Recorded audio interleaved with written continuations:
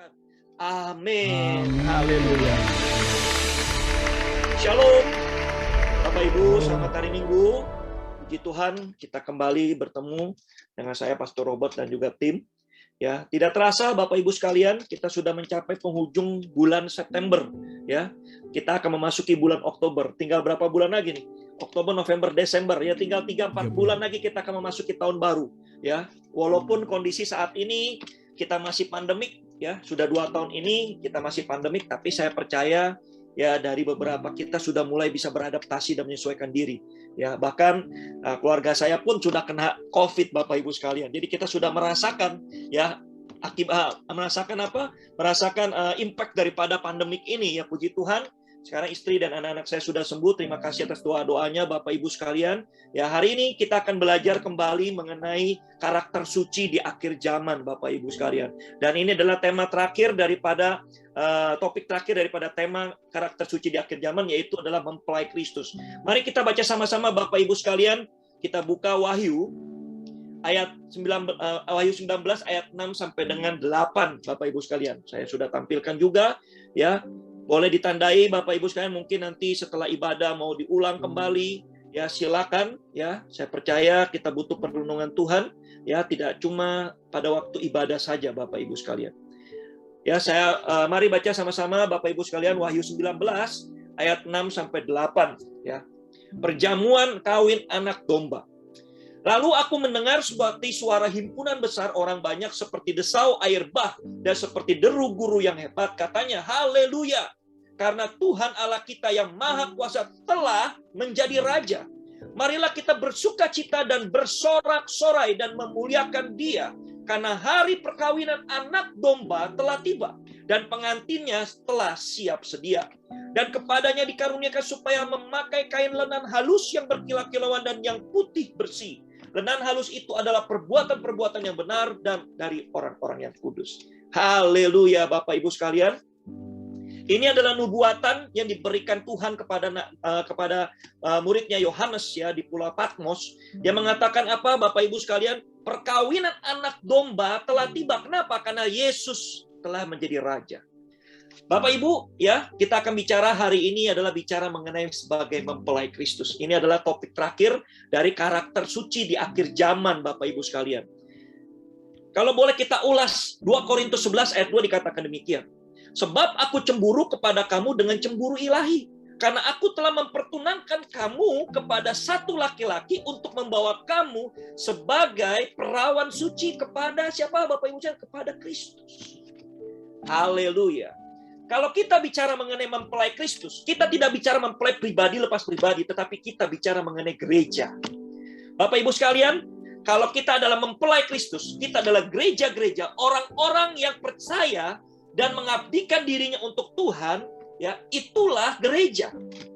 Orang-orang yang sevisi, orang-orang yang percaya kepada Tuhan, orang-orang yang merespon panggilan Tuhan, itulah gereja, saudara-saudara sekalian. Oleh karena itu, kita dipertunangkan dengan Kristus. Dan kita saat ini sedang menantikan mempelai kita datang untuk kedua kali. Haleluya. Bapak Ibu, saya mau memberikan ilustrasi. Kalau kita menikah antara pasangan suami istri, laki-laki dan perempuan, bukan laki-laki dengan laki-laki atau perempuan dengan perempuan ya Bapak Ibu sekalian ya. Sekarang ini kan banyak ya orang yang sudah salah kaprah ya, perempuan dengan perempuan. Dari awal Tuhan menciptakan Adam dan Eve, bukan Adam dan David, bukan Eve dengan Maria Bapak Ibu sekalian, tapi Adam and Eve ya. Jadi sudah tahu berbeda ya, kita nggak boleh ada pernikahan sesama jenis ya. Ini ditentang sekali oleh Tuhan. Kalau kita bicara mengenai pernikahan ya, kalau kita bicara mengenai pernikahan antara suami dan istri atau laki-laki dengan perempuan, banyak hal yang bisa kita bicarakan Bapak Ibu sekalian. Tapi hari ini kita tidak bicara mengenai pernikahan normal.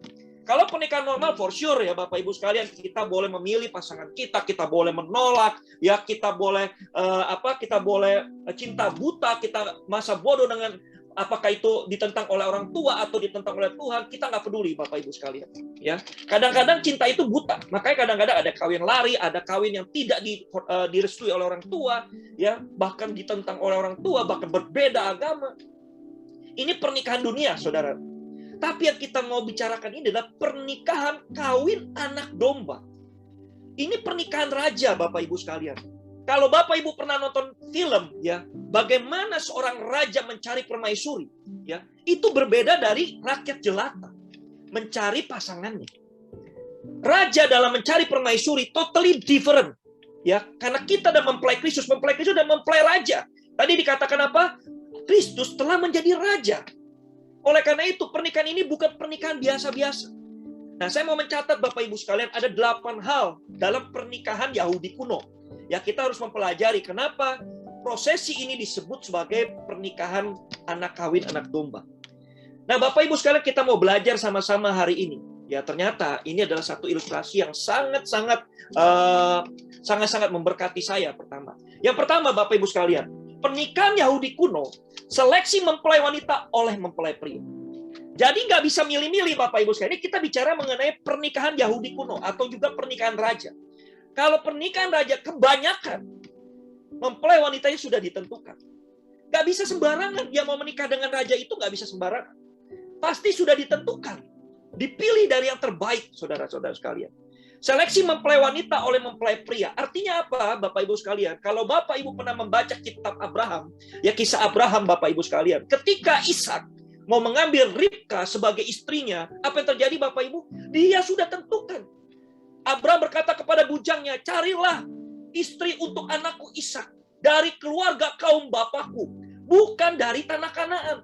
Pertama, apa yang dikatakan? Pertama harus mencari suku yang sama-sama satu suku, Bapak Ibu sekalian. Sama-sama keturunan daripada Allah. Jadi nggak sembarangan. Bibit bebek bobotnya itu harus benar-benar diperhatikan. Oleh karena itu, Bapak Ibu sekalian, Yohanes 15 ayat 16 dikatakan apa? Aku yang memilih kamu, bukan kamu yang memilih aku. Yesus memilih mempelainya sendiri. Bukan mempelai kita, mempelai wanita yang memilih mempelai pria. Bukan. Yesus yang memilih kita, bukan kita yang memilih Yesus. Ingat baik-baik Bapak Ibu sekalian. Ini penting sekali.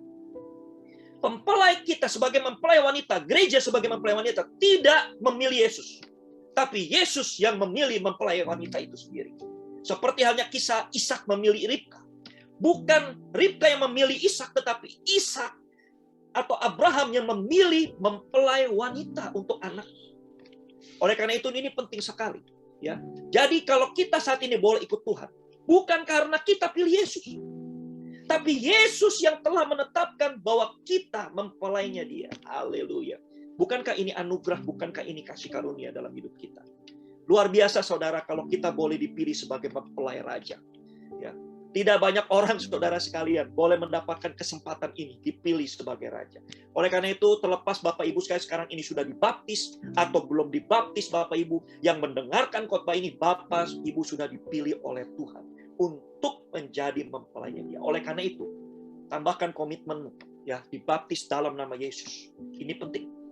Ya, kedua Bapak Ibu sekalian, apa yang menarik?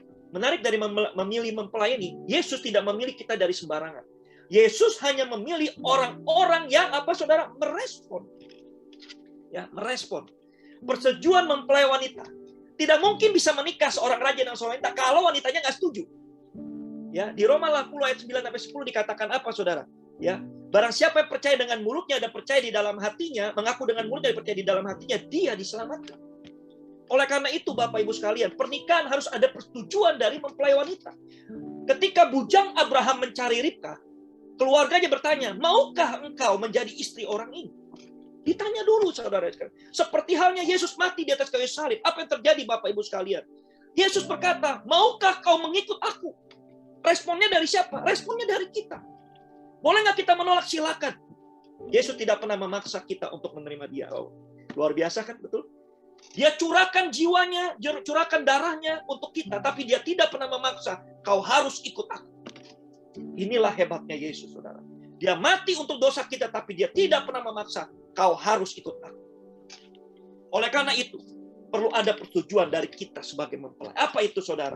Respon kita.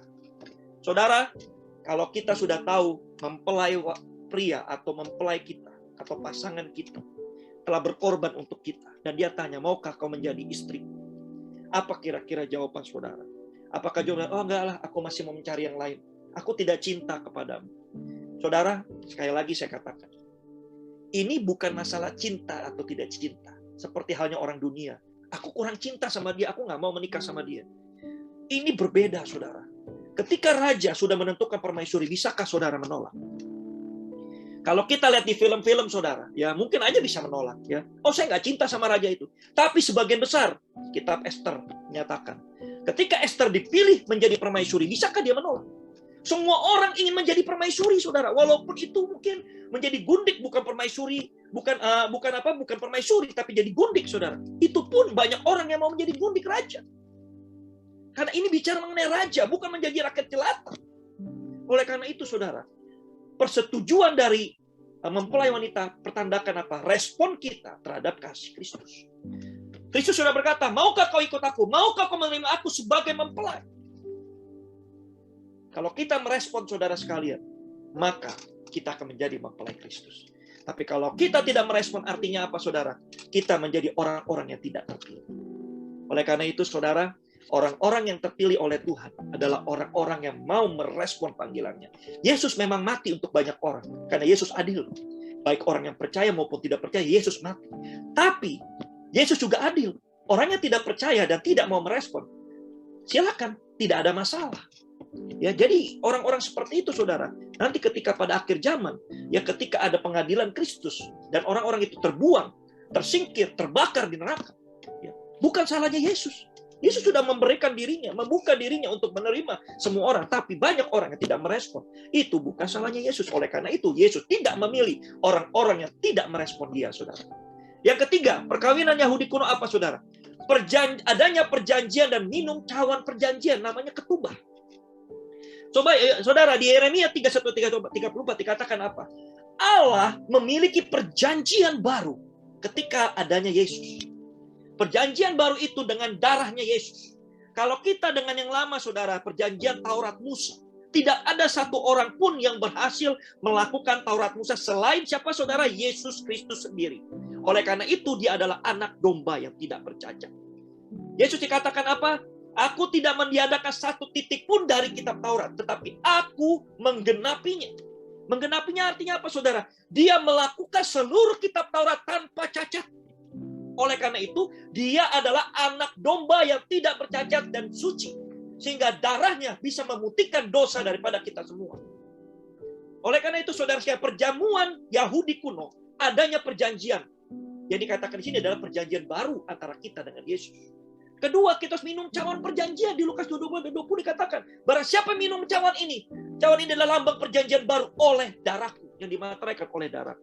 Saudara, ya, kita setelah kita menerima atau merespon Kristus, kita buat perjanjian antara Kristus dengan kita, saudara. Dan kita minum cawannya Kristus karena dia telah mati bagi kita. Nah, inilah perjanjian baru yang dimateraikan oleh darah Yesus.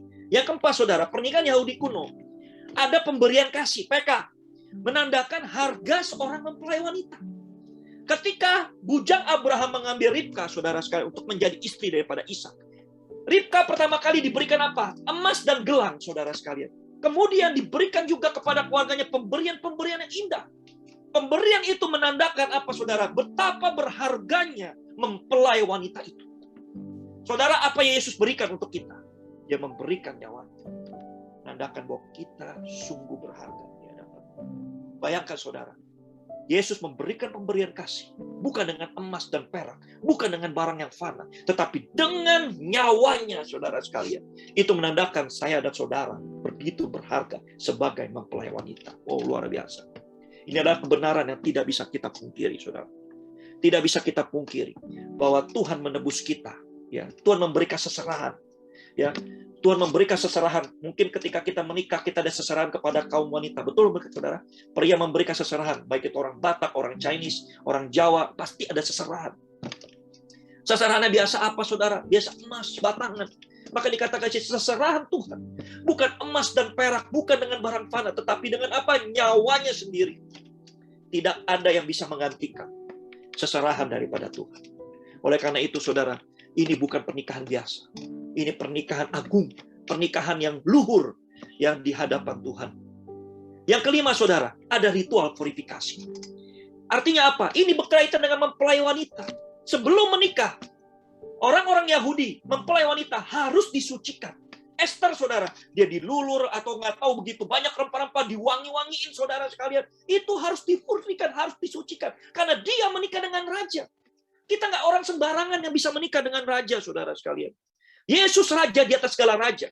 Lebih daripada raja-raja di dunia. Oleh karena itu, perlu ada ritual purifikasi dari kita. Hati kita juga diperbaiki, hati kita disucikan. Nggak bisa sembarangan, saudara sekalian. Ketika kita mau menerima raja di atas segala pinangan dari raja segala raja, kita harus benar-benar disucikan. Yang keenam, apa saudara? Ada saatnya mempelai pria pergi dan mempersiapkan prosesi pernikahan. Bukankah Yesus pergi? Dia berkata apa kepada kita, saudara? Aku pergi hari ini kepada rumah Bapakku untuk mempersiapkan tempat tinggal untuk engkau semua. Dan pada waktunya aku akan kembali dan mengambil engkau untuk tinggal bersama-sama dengan aku. Wow, luar biasa. Saat-saat mempelai pria pergi, apa yang terjadi, saudara? Ini adalah masa-masa penantian. Inilah masa-masa kita saat ini. Kita sedang menantikan mempelai pria datang kembali untuk menjemput gereja. Oleh karena itu, saudara, kita nggak boleh main-main dengan hidup kita. Seperti halnya dalam minggu pertama saya bicara 10 gadis perawan, saudara, ada 5 yang bodoh, ada 5 yang berhikmat. 5 yang bodoh dan 5 berhikmat, sama-sama dia menjalani hidup seperti biasa. Dia jatuh dalam dosa, dia bangkit, dia jatuh dalam dosa, dia bangkit. Tapi 5 gadis bodoh, dia tidak mempersiapkan hidupnya untuk Tuhan. Ketika mempelai datang, pintu sudah tertutup. Dia tidak bisa masuk ke dalam perjamuan. Saudara, kita tidak mau menjadi 5 gadis bodoh. Kita mau jadi 5 gadis bijaksana. Persiapkan dirimu, saudara. Kita nggak pernah tahu kapan Yesus datang. Tapi itu akan datang, saudara, seperti janjinya. Yang ketujuh, saudara, masa penantian. 2 Petrus 3 sampai dengan 4, saudara sekalian. Dalam masa-masa ini akan terjadi pengejek-pengejek yang membuat iman kita goyah. Kita bilang, mana Tuhan datang? Sampai sekarang belum datang-datang. Tuhan itu bohong. Tidak benar. Yesus bukannya Tuhan. Banyak nabi-nabi palsu yang mulai menggoncangkan imanmu. Banyak cobaan-pencobaan, penderitaan-penderitaan, kesesakan-kesesakan yang membuat engkau jatuh. Maka Yesus berkata apa? Kalau kau yang bertahan di dalam pencobaan, di dalam derita, maka akhirnya kau akan mendapatkan mahkota kehidupan. Kau akan dibenci orang oleh karena namaku, tetapi yang bertahan pada kesudahannya, kau akan selamat. Inilah masa-masa penantian kita, saudara. Pandemik ini, saudara, membuat kita goyang iman kita, membuat hati kita gundah gulana, membuat kita kecewa, membuat kita mungkin komplain sama Tuhan seperti halnya Ayub, saudara sekalian. Ini masa-masa penantian. Menunggu itu paling nggak enak. Saya juga tahu, saudara. Ketika saudara nunggu dokter, ada 10 lagi pasien. Satu pasien 1 jam, bisa 10 jam kita nunggu dokter, saudara. Nunggu itu paling nggak enak. Semua pasti tidak senang dalam menunggu. Oleh karena itu, iblis mengerti sekali. Ketika kita menunggu, kita dalam posisi yang tidak nyaman. Sehingga dia goyang kita, saudara. Dengan pengejek-pengejek palsu, nabi-nabi palsu, mujizat-mujizat palsu, pencobaan, kesesakan, derita. Sehingga kita mulai goyang. Hati-hati, saudara. Dikatakan di sini, barang siapa yang bertahan pada kesudahan, dia akan selamat. Pintu akan segera tertutup, saudara, ketika mempelai datang. Kita siap nggak sedia? Atau kita tertidur, atau kita sedang beli minyak.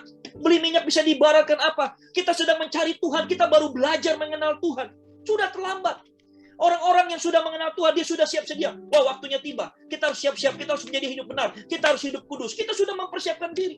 Tapi orang-orang yang baru memberi minyak, dia baru mau belajar. Oh, bagaimana hidup kudus? Bagaimana hidup benar? Karena mereka tidak mempersiapkan diri, saudara. Ketika pintu tertutup, mereka menangis darah pun percuma. Pintu tidak akan terbuka lagi. Yang kedelapan, saudara. Kembalinya sang mempelai. Matius 24, 2, 3, 6. Yohanes 14, 3, saudara. Yaitu Matius 24, 3, 6 dikatakan apa? Tidak ada waktu yang tahu. Bahkan anak pun tidak, tetapi Bapa saja yang tahu.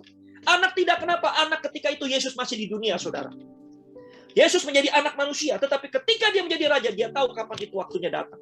Karena dia adalah bagian daripada Allah. Saudara, di Yohanes 14 ayat 3 juga dikatakan, saudara, kita harus benar-benar mempersiapkan diri. Kita tidak bisa sembarangan, saudara sekalian. Ya, karena Yesus apa? Yesus berkata kepada kita semua, waktunya akan tiba. Aku akan datang kembali menjemput kamu semua untuk tinggal bersama-sama aku. Di mana aku ada, engkau harus ada. Ingat baik-baik, dunia ini bukan rumah kita. Seringkali saya katakan berulang-ulang, ya, bahwa kita ini seorang musafir, saudara. Musafir itu seorang pengelana, seorang adventurer. Ya, kita hanya bertahan sesaat saja di dunia ini. Kadang-kala saya berpikir dalam hidup saya, saudara. Kalau kita hidup mungkin menderita banyak masalah, ya baik itu masalah keuangan, sakit penyakit, atau apapun itu saudara sekalian. Mungkin kita kesel. Kenapa ya Tuhan? Aku ikut Tuhan kok hidupku begini. Aku ikut Tuhan kok nggak ada kemajuan dalam hidupku.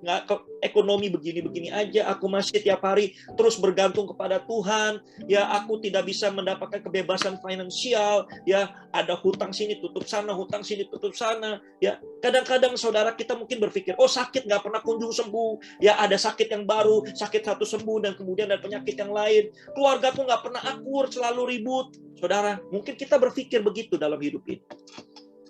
Kadang-kadang inilah yang dibuat oleh iblis, membuat pemikiran kita untuk goyah, saudara. Lihat Tuhan di mana? Lihat Tuhan bantu engkau enggak? Tanya Tuhan, Tuhan kau di mana? Tanya Tuhan, apa yang Tuhan sudah lakukan untuk anakmu yang setia? Tanya Tuhan. Kita disuruh mempertanyakan kepada Tuhan oleh iblis, saudara sekalian. Bukankah Tuhan bilang akan memberkatimu berlimpah-limpah? Mana buktinya? Saudara, kadang-kadang kita berpikir seperti itu. Baik pendeta seperti saya pun kadang-kadang pun berpikir. Beberapa waktu lalu keluarga saya kena COVID, saudara. Ya, kita berkata di sini, wah kita katakan Mazmur 91. Tulah tidak akan mendekati kemahmu, malah petaka tidak akan menghampirimu. Tapi keluarga saya kena COVID, saudara. Tapi satu hal yang saya katakan, percaya saudara, bahwa Tuhan adil. Orang baik, orang benar, semua bisa kena COVID. Orang baik, orang benar, semua orang bisa mati karena COVID.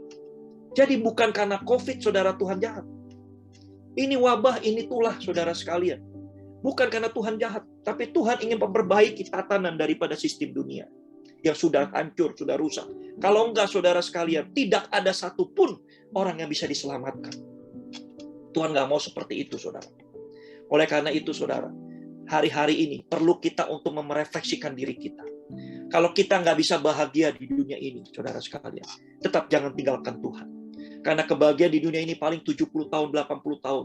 Penderitaan kita di dunia ini 70 tahun sampai 80 tahun. Ya, Pak, tapi saya nggak mau menderita dong, Pak, 70 tahun. Yes, Tuhan nggak bakalan membuat saudara menderita 70 tahun, 80 tahun. Pasti ada tempat perhentian. Di mana saudara bahagia. Di mana saudara bisa menikmati berkat-berkat Tuhan. Saudara mungkin boleh merefleksikan hidup saudara dari 0 sampai sekarang, saudara.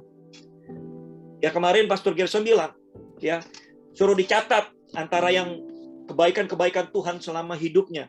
Ya, dari 0, 10, 10, 20, 20, 30. Artinya apa, saudara? Dalam hidup kita, tidak selamanya kita menderita. Tidak selamanya hidup kita susah.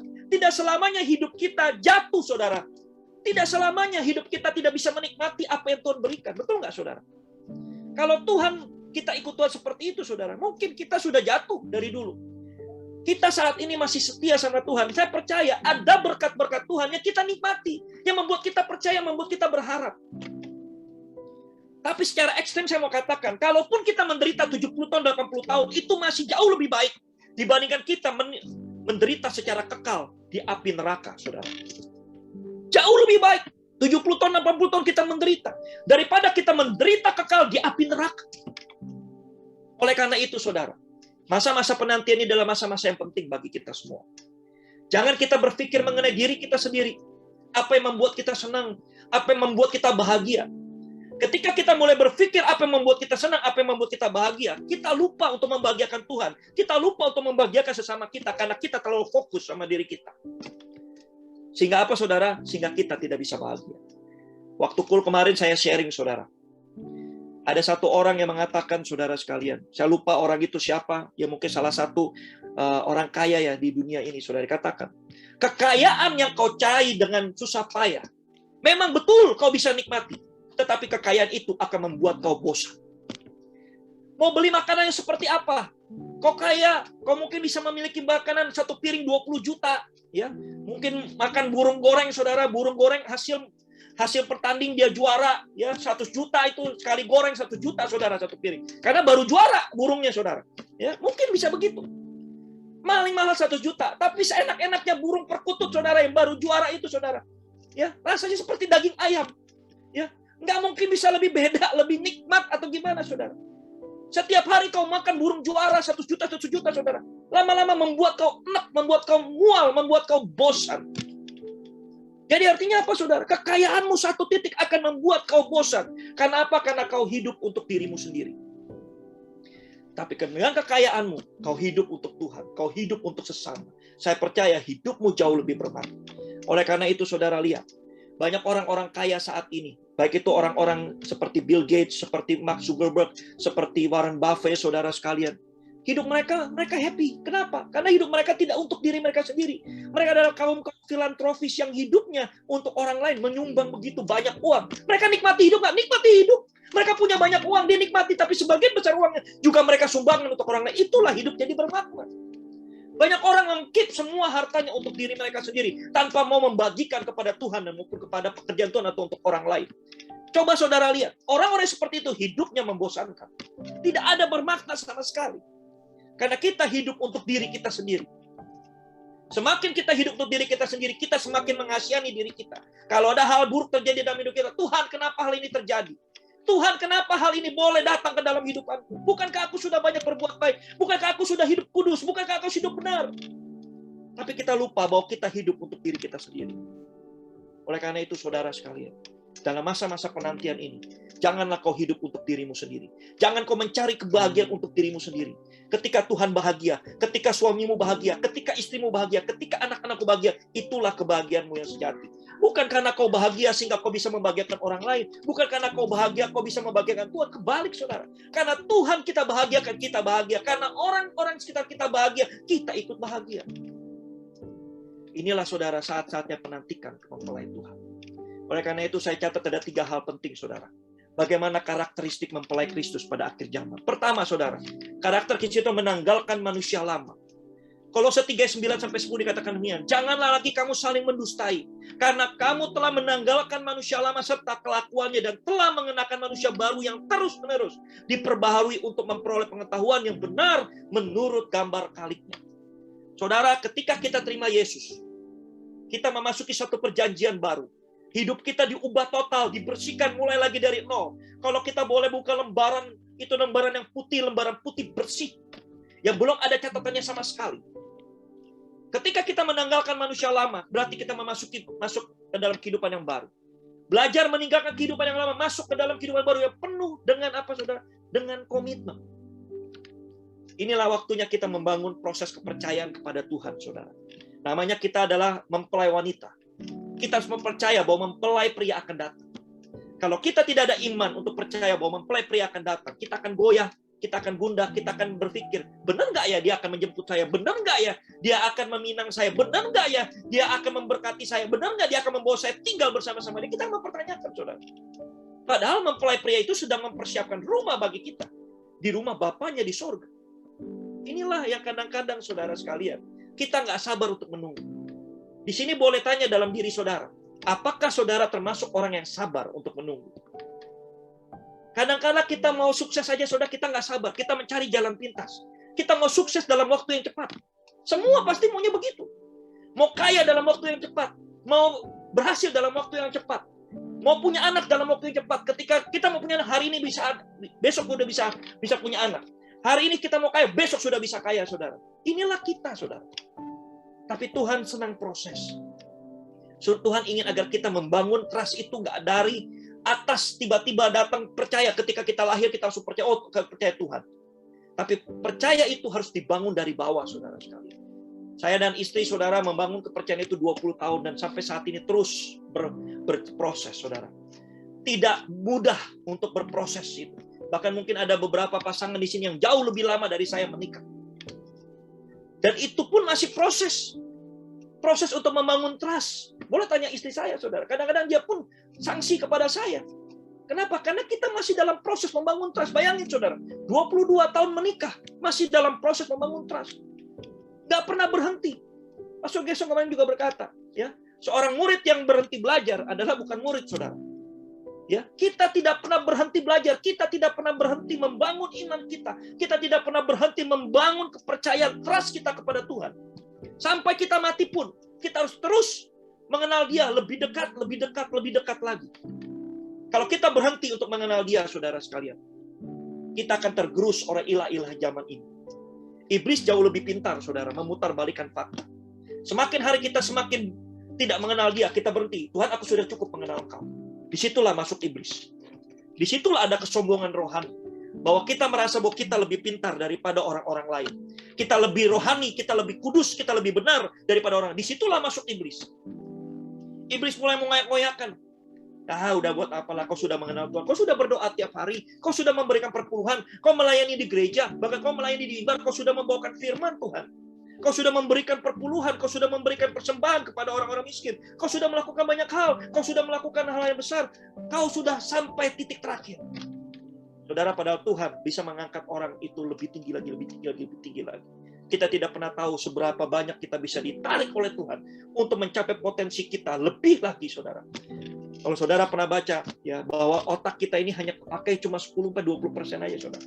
Kalau kita bisa memaksimalkan otak kita sampai 90%, kita nggak tahu berapa pinternya kita. Tapi otak kita ini kepake cuma 10-20%, bahkan kadang-kadang masih terbungkus rapi, tidak pernah dipakai, saudara. Betul nggak, saudara? Banyak orang nggak pernah pakai otaknya, saudara. Ya kan, masih terbungkus rapi. Ya sampai kembali ke rumah Tuhan masih terbungkus, terplester dengan rapi, nggak pernah dipakai, nggak ada cacatnya sama sekali. Tapi kalau orang-orang yang dikatakan orang-orang yang berpikir keras, seperti Albert Einstein segala macam, saudara, kepake cuma 10-20%. Berarti masih ada space yang besar. Oleh karena itu, saudara, kita nggak boleh berhenti untuk membangun trust kepada Tuhan. Kita tidak bisa berhenti. Kita bilang kita sudah kenal Tuhan. Nggak bisa, saudara. Kau tidak pernah bisa mengenal Tuhan sampai akhir hayat hidup. Tidak bisa, saudara. Oleh karena itu, perlu proses terus membangun komitmen dari hari demi hari. Terus belajar mempersiapkan diri menjadi mandiri dan dewasa secara spiritual, emosional, dan finansial. Finansial di sini tidak hanya bicara mengenai uang, tapi kita bicara mengenai anggaran. Bahkan Yesus berkata apa? Kalau kau mau membangun rumah, ingat hati-hati. Hati-hati, harus memperhatikan setiap anggarannya. Jangan sampai ketika kau bangun, kau kurang anggarannya. Sehingga apa? Sehingga tidak bisa melanjutkan. Ketika ikut Yesus, harus ikut hitung anggarannya benar-benar. Karena kita ada yang harus kita bayarkan untuk ikut Tuhan. Bukan cuma ada, saudara. Segala sesuatu harus kita korbankan untuk ikut Tuhan. Karena itu nggak murah harganya. Oleh karena itu, saudara, secara spiritual, rohani, kita harus semakin dewasa. Kemarin kita bicara di kul, belajar dewasa. Melakukan apa yang tidak kita sukai pun harus kita lakukan dengan penuh tanggung jawab, dengan penuh komitmen. Itulah dewasa. Secara emosional, saudara sekalian, kita lebih sabar, kita lebih murah hati, kita lebih pengertian, kita lemah lembut. Saudara sekalian, inilah emosional yang terus dibangun untuk menjadi dewasa di dalam Tuhan. Saya percaya, saudara, kita pun masih jatuh bangun. Saya pun masih jatuh bangun dalam hal emosi. Saya masih juga suka marah tanpa sebab, saudara sekalian. Kita pun masih manusia, kita masih diproses. Tapi kita mau belajar untuk lebih baik lagi ke depannya, saudara. Kita tidak mau menyerah. Kadang-kadang iblis membuat kita mengintimidasi kita berkali-kali, saudara. Wah, kau tidak pantas, kau tidak layak. Ya, kau adalah orang yang gagal, kau tidak pernah berhasil dalam hidupmu. Tapi malaikat selalu berkata, atau Roh Kudus selalu berkata, saudara. Ya, hidupmu sudah ada progres, Tuhan menyertaimu, Tuhan tidak pernah meninggalkanmu. Kau dipilih Tuhan, bukan kau yang memilih Tuhan. Ya, harus maju terus, gak boleh gagal, gak boleh menyerah. Saudara, dengarkan suara Roh Kudus, jangan dengarkan suara iblis. Suara iblis dan suara Roh Kudus akan terus berpacu, saudara, untuk memenangkan ya hatimu, memenangkan pikiran-pikiranmu.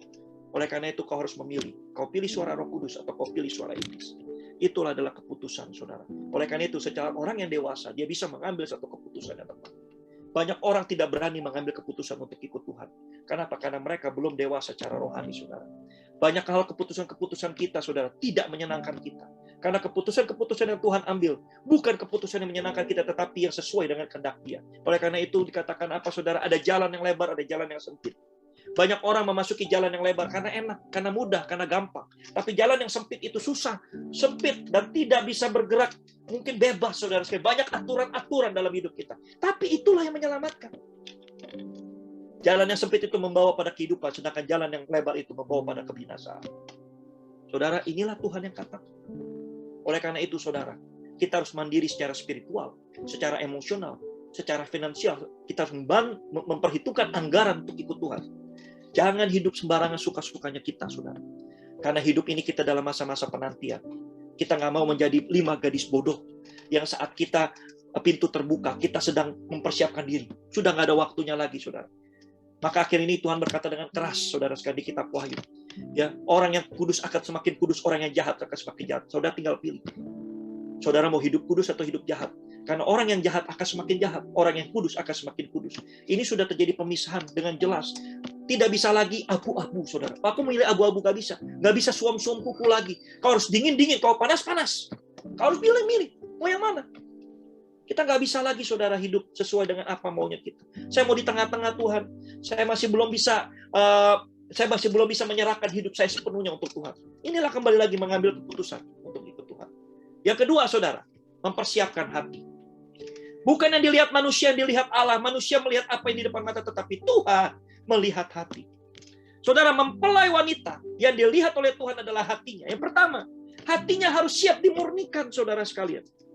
Hati kita, saudara, yang saat ini mungkin masih memilih antara Mammon atau Tuhan, saudara sekalian. Kita harus putuskan, karena kita harus jadi dewasa. Kita harus murnikan hati kita, saudara. Yang mungkin saat ini masih fokus kepada dunia, masih fokus kepada perkara-perkara daging. Kita harus bisa putuskan, saudara sekalian. Tahu nggak? Kita hidup kudus. Walaupun hidup kudus itu banyak sekali pembatasan-pembatasan dalam hidup kita. Manusia itu adalah orang yang tidak bisa hidup dibatasi. Saya pun kalau dibatasi, saudara, dengan peraturan, dengan bos saya, dengan pemimpin-pemimpin lain, atau dengan hal-hal lain, kadang-kadang kita nggak merasa nyaman, kita nggak merasa bebas. Inilah manusia. Maunya hidup bebas, tapi akhirnya hidup bebas yang tidak bertanggung jawab. Kita harus hidup bebas, tapi kita bertanggung jawab, saudara. Oleh karena itu, hati kita terus dimurnikan. Kita nggak boleh lagi jadi orang yang biasa-biasa saja, saudara.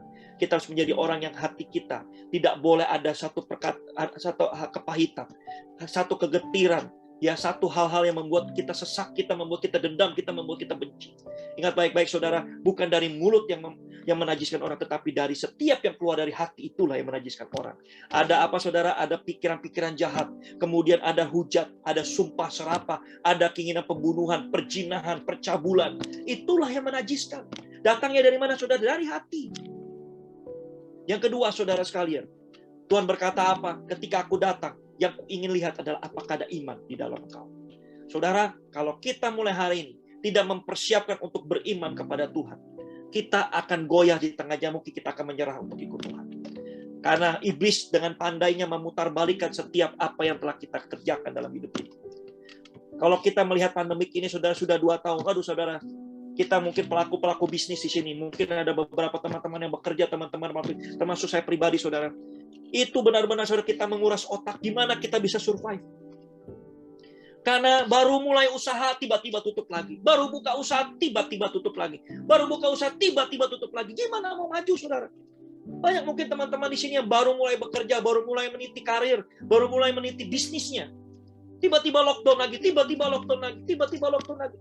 Kita mesti berputar keras. Bagaimana nih supaya bisa bertahan hidup? Saya pun punya karyawan, saudara sekalian. Punya juga partner kerja, saudara. Punya juga supplier-supplier yang sangat tergantung juga hidupnya dari kita. Nggak gampang. Kalau kita nggak membangun iman dari sekarang, saudara, kita melihat pengharapan di dalam Tuhan. Kita mungkin bingung, gimana nih kita bisa melangkah. Kita mungkin demotivasi, kita mungkin desperate, kita mungkin depresi, saudara, dengan keadaan kondisi seperti ini. Oleh karena itu, masa-masa penantian ini masa-masa yang berat. Tuhan juga bilang bukan masa-masa yang mudah. Kamu akan dibenci oleh banyak orang, tapi yang bertahan pada kesudahannya akan selamat. Berarti Tuhan sudah memperkirakan siapa yang bisa bertahan sampai akhir hayat. Orang-orang yang membangun imannya dari sekarang. Namanya kita mau menikah, saudara. Mau ada pernikahan kudus. Kalau kita tidak membangun iman dari sekarang, kita percaya kepada mempelai pria. Gimana kita bisa hidup? Gimana kita bisa membangun pernikahan yang langgeng? Kalau saya tidak percaya istri saya tidak percaya saya, saudara sekalian. Kita nggak mungkin bertahan 22 tahun sampai hari ini, saudara. Kita harus membangun trust. Walaupun sampai hari ini saya bilang proses itu masih berjalan. Harus terus dilakukan. Di depan sana akan banyak rintangan-rintangan yang baru, yang tidak pernah kita perkirakan sebelumnya. Levelnya makin lama makin tinggi. Makin di-escalate, saudara sekalian. Bukan makin rendah, makin gampang. Tuhan bilang, hari-hari ini makin susah. Kasih semakin suam-suam kuku, saudara, kasih semakin dingin. Ya, kemudian anak sudah mulai membangkang, memberontak terhadap orang tuanya, terjadi perperangan, tulah, senyaki sampar, gempa bumi, goncangan-goncangan mulai terjadi. Wow. Kalau begini terjadi, saudara sekalian, maka kenapa Tuhan bilang, apakah aku akan mendapatkan iman ketika aku kembali? Mempelai pria akan kembali, apakah dia dapatkan kita tetap setia? Ketika Yusuf dan Maria bertunangan, saudara sekalian, apa yang terjadi, saudara? Yusuf mungkin mencurigai Maria itu serong. hamil sebelum menikah. Oleh karena itu dia ingin memutuskan dengan baik-baik, saudara sekalian. Dia tidak ingin mendatangkan celaka bagi Maria. Kalau enggak, Maria akan dirajam. Orang hamil sebelum menikah kok. Inilah dikatakan, saudara sekalian. Kalau mempelai datang, tiba-tiba mempelai wanitanya sudah hamil. Berarti mempelai wanita tidak bisa membangun iman. Tidak bisa membangun trust bagi mempelai pria. Puji Tuhan, haleluya.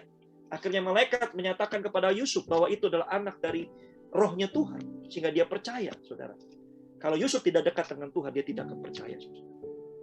Oleh karena itu, saudara, banyak hal-hal di luar sana yang mungkin kita tidak mengerti. Tidak kita bisa nalar. Ya saudara, kita tidak mungkin, otak kita tidak sanggup untuk mencernai. Tapi selama kita percaya sama Tuhan, kita bangun iman kita, saudara, maka kita akan terus berjalan kokoh bersama dengan Tuhan. Membangun hati yang mengasihi, saudara. Tanpa hati yang mengasihi, maka Tuhan berkata apa? Iman, pengharapan, dan kasih. Ya, yang terbesar di antara ketiganya adalah kasih. Oleh karena itu, saudara, tanpa kita mengasihi Tuhan dan mengasihi sesama, maka Tuhan berkata apa? Kau berdusta kalau kau bilang mengasihi aku. Kau mengasihi sesamamu, kau bilang mengasihi Tuhan. Ya, tapi ketika kau mengasihi sesama, kau mungkin dendam sama dia, kau benci, kau membenci suamimu, kau membenci istrimu. Ingat baik-baik, saudara, kadangkala suami dan istri itu begitu. Selama hidup dia membenci suaminya, selama hidup dia membenci istrinya. Tapi ketika suaminya mati, ketika istrinya mati dipanggil Tuhan, dia baru mulai mencintainya. Saudara, sudah terlambat. Mencintai seseorang ketika dia sudah tidak ada lagi, sudah terlambat, saudara. Kasihilah seseorang itu ketika dia masih hidup. Lakukanlah yang terbaik sehingga kau tidak menyesal ketika dia sudah tidak ada lagi. Lakukan yang terbaik. Ketika kita melakukan yang terbaik untuk Tuhan, ketika kita dipanggil Tuhan, kita sudah enak, saudara. Kita sudah merasa nyaman. Kenapa? Kita sudah melakukan yang terbaik untuk Tuhan. Walaupun itu tidak pernah cukup. Tapi kita sudah melakukan yang terbaik. Maka bangunlah hati yang mengasihi Tuhan. Caranya gimana? Mengasihi sesama dulu, saudara. Kau tidak mungkin bisa mengasihi Tuhan kalau kau tidak mengasihi istrimu, kau tidak mengasihi suamimu, kau tidak mengasihi anak-anakmu, kau tidak mengasihi orang tuamu, kau tidak mengasihi saudara-saudaramu, kau tidak mengasihi teman-teman kantormu, kau tidak mengasihi teman-teman pelayananmu, kau tidak mengasihi teman-teman seiman. Mustahil, kata Tuhan. Kau tidak mengasihi orang-orang yang dilihat, tetapi kau bilang mengasihi Tuhan yang tidak kelihatan. Itu mustahil. Oleh karena itu, saudara, Tuhan berkata, Tuhan, apa yang harus kau lakukan? Kasihlah orang-orang yang kekurangan. Karena ketika kau mengasihi mereka, kau mengasihi aku. Ketika kau berbuat sesuatu kepada mereka, kau juga berbuat sesuatu kepada aku. Oleh karena itu, saudara, mulailah hari ini. Belajar dari lingkungan keluargamu dulu, saudara. Ketika kau mau belajar mengasihi Tuhan, kau harus mengasihi suamimu, mengasihi istrimu, dan mengasihi anak-anakmu. Mengasihi keluarga besarmu, mengasihi orang tuamu, mengasihi mungkin kakak dan abang dan kakak dan cici atau kokomu yang mungkin dulu kau benci. Kau kesel sama dia. Kalau kau tidak bisa mengasihi dia, jangan bilang kau mengasihi Kristus. Kau datang ke gereja tiap minggu juga percuma. Kau masih ada dendam sama orang tuamu. Kau masih ada dendam dengan anakmu. Kau masih ada dendam dengan suamimu. Kau masih ada dendam dengan istrimu. Kau percuma datang ke gereja. Tidak ada gunanya, kata Tuhan. Tapi kau tidak mau berubah. Kau bilang kau mengasihi Tuhan. Kau bisa menyanyi, puji Tuhan, haleluya. Tapi kau membenci suamimu. Kau membenci istrimu. Kau ada kepahitan. Kau ada kepahitan dengan anak-anakmu. Anak-anakmu ada kepahitan dengan orang tua. Kau membenci orang tuamu. Apa yang kau katakan kepada Tuhan, Tuhan, aku mengasihimu, nggak ada artinya, saudara. Karena Tuhan bilang apa? Kalau kau mengasihi orang-orang ini, kau berarti mengasihi untuk aku. Oleh karena itu, saya belajar membangun hati yang mengasihi. Kalau kita mengasihi mempelai pria kita, yaitu Yesus, kita harus bisa mengasihi orang-orang yang nyata di dalam kehidupan kita. Belajar, saudara, hari ini, walaupun itu susah. Belajar mengampuni, belajar menerima apa adanya. Walaupun itu mungkin sulit, walaupun itu butuh waktu. Tapi kau harus belajar. Kau ingat baik-baik, kalau kau tidak mengampuni, maka Tuhan tidak bisa mengampuni. Yang ketiga, saudara, karakter yang harus dipersiapkan sebagai anak-anak Tuhan. Fokus untuk hidup yang berkenan, mengubah fokus kita, saudara. Tetapi kepada mula, ya Allah, Tuhan, mataku tertuju pada mula. Aku berlindung, jangan campakkan aku. Mata kita setuju kepada Tuhan, artinya apa, saudara? Fokus hidup berkenan kepada Tuhan. Mungkin hari ini kita masih fokus untuk kebahagiaan kita pribadi seperti yang tadi saya katakan. Kita mau jadi orang yang kaya, kita mau jadi orang yang sukses. Kita mau sukses di sana dan di sini. Kita masih terlalu fokus kepada keluarga kita. Kita masih fokus untuk hobi-hobi kita. Kita masih fokus untuk hal-hal lain.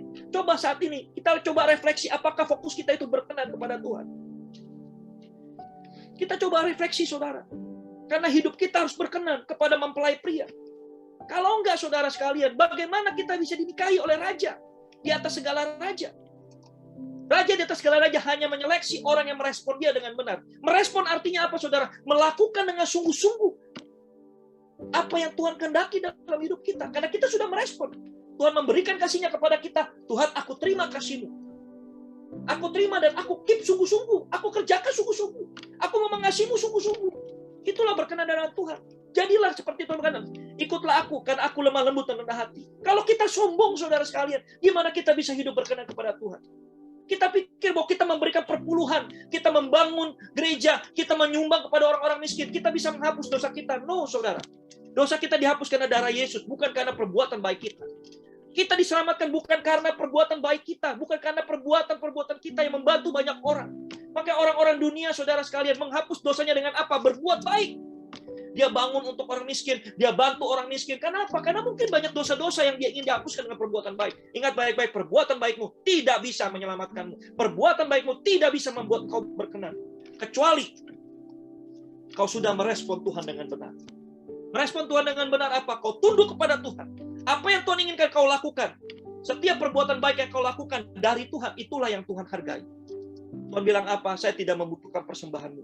Saya tidak membutuhkan korbanmu. Tapi yang saya butuhkan adalah mendengarkan perintah-perintah. Maka dikatakan di kitab Samuel, saudara sekalian, bukankah persembahanmu jauh lebih rendah dibandingkan dengan mendengarkan perintah Tuhan? Mendengarkan suara Tuhan jauh lebih berkenan bagi Tuhan dibandingkan persembahan-persembahan.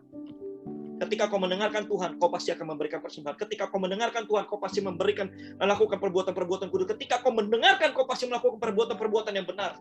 Ketika kau mendengarkan Tuhan, kau pasti melakukan perbuatan-perbuatan baik. Bukan kita melakukan perbuatan baik supaya kita berkenan, enggak, saudara.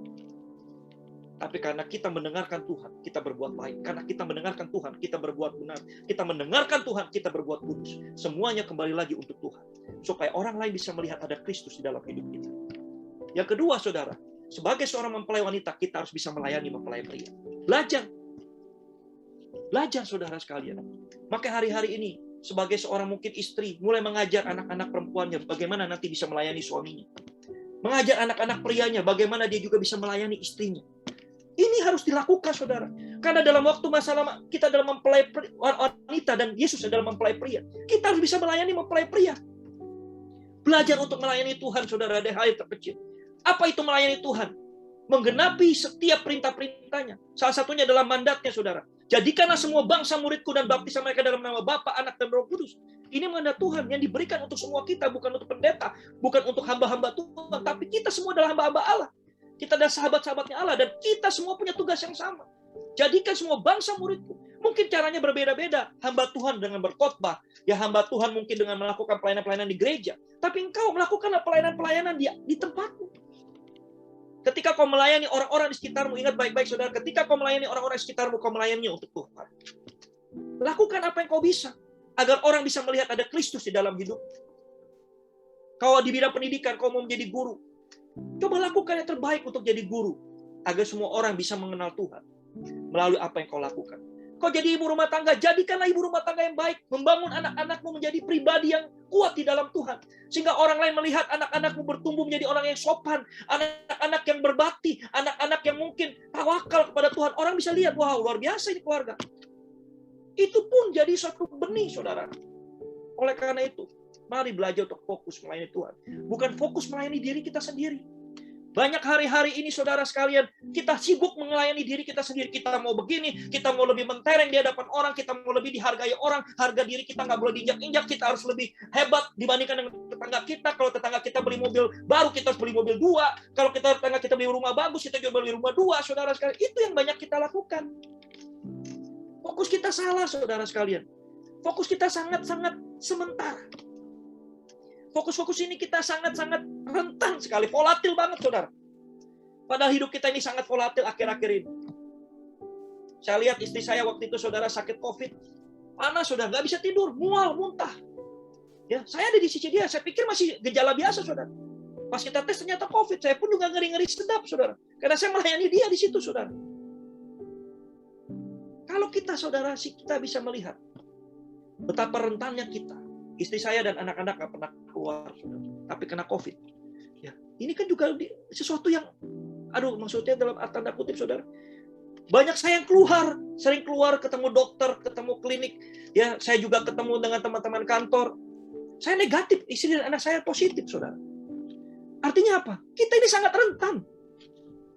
Gak ada yang bisa menjaga, memproteksi kita selain Tuhan. Tuhan itu adalah tempat persembunyian kita, saudara. Saya percaya walaupun kita sakit, tapi Tuhan tetap melindungi kita. Itu intinya aja, saudara. Bukan berarti orang benar nggak pernah sakit. Orang yang datang ke gereja nggak pernah sakit.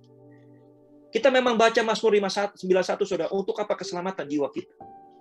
Saya katakan mungkin anak-anak Tuhan yang sakit akan mendapat keselamatan dengan kesembuhan. Ataupun kalau banyak orang pendeta-pendeta yang meninggal karena penyakit COVID, tapi jiwanya diselamatkan. Oleh karena itu, saudara, tidak ada ruginya ikut Tuhan. Karena kita harus tahu bahwa ketika kita ikut Tuhan, jiwa kita sudah diselamatkan. Maka Tuhan berkata apa? Bersukacitalah, bukan karena kau memiliki roh yang bisa menghalau penyakit, kau memiliki roh yang bisa menghalau setan-setan, tapi namamu tercatat di dalam kitab kehidupan. Itu yang penting. Kalau kau binasa secara daging, tapi namamu masih tercatat dalam kitab kehidupan, gak ada masalah. Karena itulah yang kau harus harapkan dari dunia ini. Namamu tercatat di dalam kitab kehidupan. Merespon kasih Kristus. Yang terakhir, saudara, fokus memuliakan nama Tuhan. Jangan fokus memuliakan nama kita sendiri. Jangan fokus untuk hal-hal yang lain. Jangan fokus untuk hal-hal yang membanggakan cara dunia. Tapi fokus saat ini adalah memuliakan Tuhan saja, saudara. Apapun yang kau kerjakan, saudara sekalian, kau harus refleksi. Apakah yang kau kerjakan memuliakan Dia? Apakah yang kau kerjakan ada visi dan misi khusus untuk Dia? Jangan cuma berpikir masa depan kita nggak jelas. Masa depan kita hanya untuk sukses, untuk kaya, untuk berhasil. Berhasil untuk apa? Saudara, saya katakan, ada seorang kaya berkata, kekayaanmu membuat kau bosan. Satu titik, saudara sekalian, kekayaanmu itu tidak berarti apa-apa lagi di hadapan, apalagi di hadapan Tuhan. Tapi gunakanlah kekayaanmu dengan benar. Menolong orang lain, membangun pekerjaan Tuhan. Bukan berarti, saudara harus merelakan semua kekayaan saudara untuk Tuhan. Enggak. Tapi Yesus sudah berkata, saudara, orang kaya itu susah masuk surga. Karena apa? Karena terlalu terikat dengan apa yang dimilikinya. Oleh karena itu, belajarlah melepaskan. Belajarlah melepaskan. Kalau kau, saudara sekalian, mendapat banyak berkat dari Tuhan, belajarlah untuk melepaskan. Walaupun itu sakit, tapi kau belajar melepaskan. Supaya apa kau, saudara? Supaya kau tidak terikat pada mammon. Supaya kau tetap terikat pada Tuhan. Sebagai summary, saudara sekalian, ingat baik-baik. Sebagai seorang mempelai, yang pertama paling penting adalah merespon kasih-Nya Kristus. Tanpa merespon Tuhan, semua apa yang kau lakukan semuanya sia-sia. Kita perlu merespon. Tuhan mati untuk kita semua, saudara sekalian. Banyak orang yang tidak percaya di luar sana, menghujat Tuhan. Dia belum tahu siapa Tuhan itu, tapi dia hujat. Ya. Dia tidak merespon, saudara. Itu urusannya dia. Kita nggak perlu lagi menghujat dia. Kita tidak perlu lagi dendam kepada dia. Karena Tuhan nggak perlu dibela, saudara. Karena Tuhan, kita tidak bisa membela Tuhan. Saudara sekalian, yang perlu adalah kita merespon kasih-Nya Kristus. Ketika Tuhan bilang, aku mati untukmu. Yes, Tuhan, aku mau. Ketika kita merespon kasih Kristus, artinya apa? Kita melakukan apa yang Tuhan kehendaki dalam hidup kita. Kita berkenan kepada Dia. 3 karakter mempelai Kristus, saudara sekalian. Pertama, kita harus menanggalkan manusia lama. Kita saat ini sedang menggunakan manusia baru kita, saudara. Yang terus-menerus diperbaharui agar kita berkenan di hadapan Allah. Proses. Gak bisa sehari jadi, saudara sekalian. Saya mau keluarga besar BCP mulai berproses. Mulai memikirkan tidak hanya untuk diri sendiri, tetapi bagaimana kita bisa menyenangkan hati Tuhan. Karena kita ini mempelai, kita mempersiapkan diri menjadi lebih dewasa. Secara spiritual, emosional, dan juga financial. Financial dan tanda kutip tidak hanya anggaran, tidak hanya uang, tetapi anggaran mengikut Kristus. Kita harus pertimbangkan baik-baik. Karena begitu banyak anggaran yang perlu kita keluarkan untuk ikut Tuhan. Usaha, dana, masa, segala macam kita gunakan untuk Tuhan, saudara sekalian. Ini harus dilakukan. Yang kedua, mempersiapkan hati. Untuk bertemu dengan mempelai pria, kita perlu ada iman di dalam hidup kita. Karena Tuhan melihat hati, Tuhan tidak melihat hal yang lain. Tuhan tidak melihat penampilan kau cantik, kau mungkin sudah live face, saudara sekalian, yang tadinya tua sudah ditarik lagi mukanya jadi tambah cantik lagi. Enggak lihat itu, saudara. Kau gagah, kau six pack, ya. Tuhan enggak lihat itu. Tuhan melihat hati di dalam hidup. Tuhan melihat iman. Apakah ada iman di dalam hidup kita ketika Dia datang? Yang ketiga, saudara, ubah fokus kita. Jangan fokus hanya pada keinginan-keinginan daging. Memang keinginan daging itu nikmat. Memang keinginan daging itu sangat-sangat menggoda, saudara. Tapi ingat baik-baik, ketika fokus kita sudah berubah kepada keinginan daging, kita sudah melepaskan diri dari responnya kasih Kristus. Kita artinya apa? Kita sudah menolak kasih Kristus secara sempurna. Oleh karena itu, sudah hati-hati. Ya, fokus kita tetap harus kepada Tuhan. Fokus kita tidak boleh kepada yang lain-lain. Hari ini kita belajar banyak, saudara. Dan hari ini saya juga mau berdoa untuk saudara sekalian. Pagi hari ini bagi saudara-saudara yang mau hidupnya lebih dekat lagi kepada Tuhan.